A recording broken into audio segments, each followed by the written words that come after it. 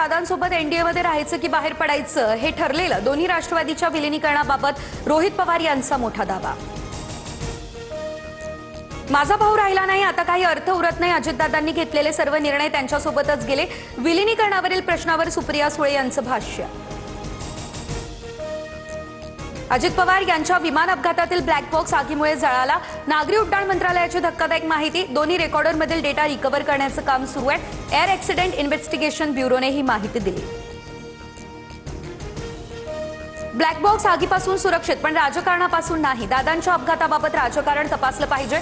20 तास थांबा. उद्या सकाळी 10:30 वाजता पत्रकार परिषद घेणार. रोहित पवार यांची माहिती.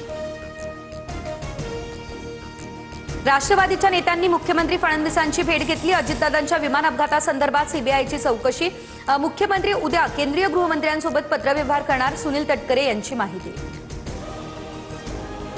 भाजपचे प्रदेशाध्यक्ष रवींद्र चव्हाण यांनी सुनील तटकरे यांची भेट घेतली. मुंबईमधील राष्ट्रवादीच्या कार्यालयात दोन्ही नेत्यांची बैठक. झडपीमधील सत्ता स्थापनेबाबत चर्चा झाली, अशी तटकरे यांची माहिती.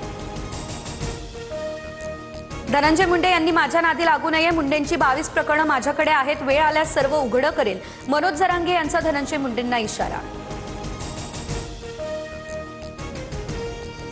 शिवप्रेमींच्या भावना दुखावल्या आणि त्याबद्दल मी दिलगिरी व्यक्त करतो. माझ्या शब्दांचा जाणीवपूर्वक विपर्यास करण्यात आलाय. टिपू सुलतान प्रकरणावरून हर्षवर्धन सपकाळांकडून दिलगिरी व्यक्त.